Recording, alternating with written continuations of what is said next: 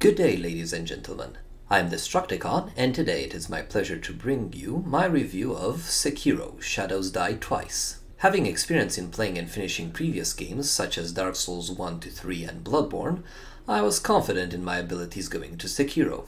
That confidence was brutally shattered moments later, as I found that Sekiro, while building upon lessons from previous games, was so different as to be a whole new, challenging, and rewarding experience. With all that said, let's get into it.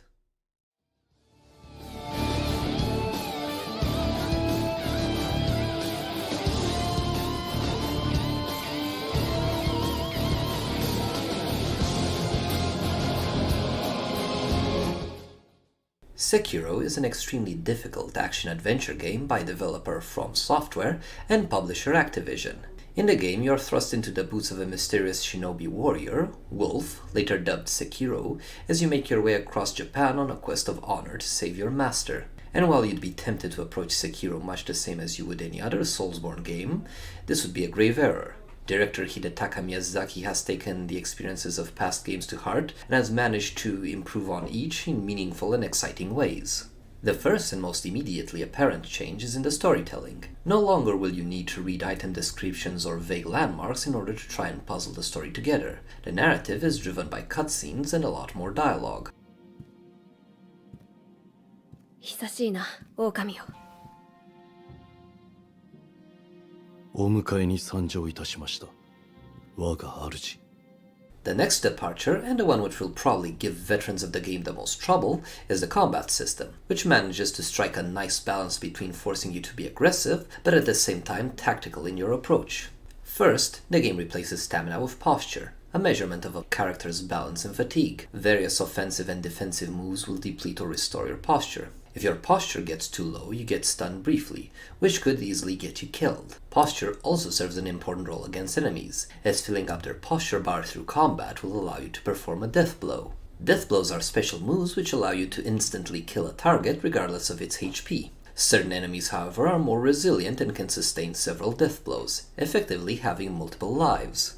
To keep players alive, Sekiro has several different survival mechanics. In addition to parrying and dodging, which make a return from the previous games, jumping is also added as a defensive mechanic.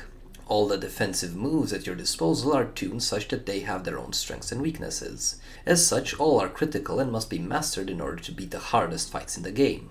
It's no longer just about knowing the precise timings of when to dodge and do damage. Now you must also assess the situation, choose the correct defensive response, and, when possible, retaliate. And as a means of bad luck protection, Sekiro also lets you resurrect in combat. And while in other games this might feel broken and make the player immortal, Sekiro just presents it as another tool in your arsenal, one which also needs to be carefully managed. All of the above results in combat which is a lot faster and deeper than the previous games, and in many ways a lot harder, at least until you master it. The positive is that the fights feel a lot more like proper duels, with you constantly balancing offense versus defense, using all your tools, looking for openings to wither down your opponent before going in for the kill. And as you can imagine from a game like this, it contains a lot of boss fights. Initially, I was somewhat disappointed as the first few felt like just stronger versions of soldiers you encounter early. But as I got deeper into the game, I found several fights which challenge your combat prowess in different ways and thus stood out. I also found that very few fights in Sekiro can be abused like in other games. You have to accept the reality that you will die, and very often. But once you embrace death as a learning experience and use it to better yourself, and master its mechanics, the game truly opens up, and the boss fights are just as enjoyable as ever. The verticality of the combat also extends to the exploration in a number of ways. Firstly, you can now wall hug to get past tight situations, as well as dangle from ledges and even jump up walls to reach higher areas. Very early into the game, you'll also acquire your grappling hook, opening up the world even more. The level design of the zones has also been adjusted to take advantage of the new traversal mechanics, and as such manages to feel even more expansive and inviting to exploration. There are tons of hidden nooks, crannies, and zones either filled with important loot or new fights. For your success in combat and exploration, you'll be rewarded with skill points, sen, the game's version of money, power-ups to your damage and survivability, as well as new shinobi tools. Sekiro also moves away from the Souls-like mechanic of losing all your resources on death and having to recover them later. Instead, you lose half of them on a permanent death, but also have a 30% chance of receiving hidden aid and saving all of them. My problem with this mechanic is that it's somewhat flawed and in many ways pointless. Firstly, if you know you're going into a boss fight and are about to die repeatedly, then you're tempted to farm experience until you acquire one entire unlosable skill point. In addition, you'll want to visit vendors to spend all of your sen and thus prevent you from losing those as well. As such, hidden aid is useless on bosses, and its only utility would be to prevent you from losing half of your hard-earned rewards in the world. But its random nature means it probably won't trigger when you want it. And lastly, hidden aid robs you of a sense of tension and reward present in previous games. Having to go back and retrieve your souls provided you with an opportunity to learn from your mistakes, and those skilled enough to do so were rewarded. Instead, your best bet to keep your hard-earned riches safe is stealth. Yes, to build upon the ninja fantasy, From Software has implemented stealth into the game. In many ways, it's pretty straightforward. You remain in stealth by being out of direct line of sight of the enemy, either concealed by bushes or through using high ground advantage via grappling. Given the difficulty of the game, stealth is a natural fit, feeling like a necessity and not just a luxury given the brutal combat. For successfully sneaking up on enemies, you are rewarded with the opportunity to deal a death blow, instantly killing most enemies and significantly easing some mini-boss encounters. Customization in Sekiro is also vastly different from its predecessor. You no longer have several sets of armors or weapons at your disposal, and you can no longer invest souls into acquiring traits to empower your character, such as strength, vitality, etc. A lot of customization is done via skill points. For each kill, you earn a bit of experience, and once enough is accumulated, you get a skill point. You can then use these skill points in certain shinobi combat trees to passively upgrade your character in a variety of ways, or to unlock new combat moves. Some of the more elaborate moves you unlock can be equipped into a special combat slot. You can only have one of these combat skills equipped at a time, but they serve as powerful combos, reminiscent of the weapon arts from Dark Souls 3, and can give you several tactical advantages.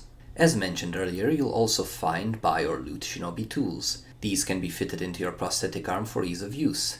These prosthetics are very important and have a wide range of uses and tactical advantages, such as breaking opponents' shields, prying off pieces of armor, shadow-stepping attacks, and more. The prosthetics can also be upgraded via materials found or looted throughout the world. Upgrading adds additional effects or increases their potency. Overall, the prosthetics, while cool and a nice feature, try to fill the void left by the lack of weapon variety and end up failing to do so. In terms of graphics, the game is simply stunning. You have a large diversity of different zone types, castles, mountains, lush valleys, forests, and they're all gorgeously done via great textures as well as strong particle, water and fire effects. The zones also have an incredible sense of scale to them, awing you while at the same time inviting you to explore them. The character animations are also fantastically done and greatly reinforce the duelist theme present throughout the game. In every regard, the sounds are also top-notch. I think the choice to stick with Japanese only for the dialogue is a nice touch, and this might be my personal bias, but it just sounds graver and more dramatic, which suits this story particularly well. できません。巫女様をお守りすること。それが我が父より課せられし掟なれば。そなたは私を救うため幾度死に、そして蘇ってくれた。The voice acting manages to underlie the personality of each character even despite the language barrier. The dialogue also reinforces a sense of gravity and purpose in your quest. The combat also sounds fantastic with the clank of sword on sword building excitement.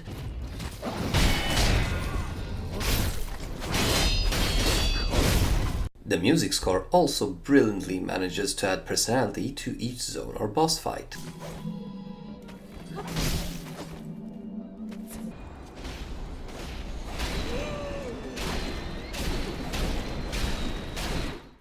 For the standard AAA price, you get a single-player experience which will hold you gripped for a solid 45 to 60 hours, depending on your speed of exploration and mastery of combat. On top of all this, you get tons of replay value via trying to unlock the 3 standard endings and the secret ending of the game. If you really crave a challenge, you can dive into the now famous New Game Plus, which will have you restart the game with all of your unlocked skills and prosthetics from the previous playthrough, but against tougher foes. And for those truly brave or truly foolish, there are even higher New Game Plus levels to beat and master.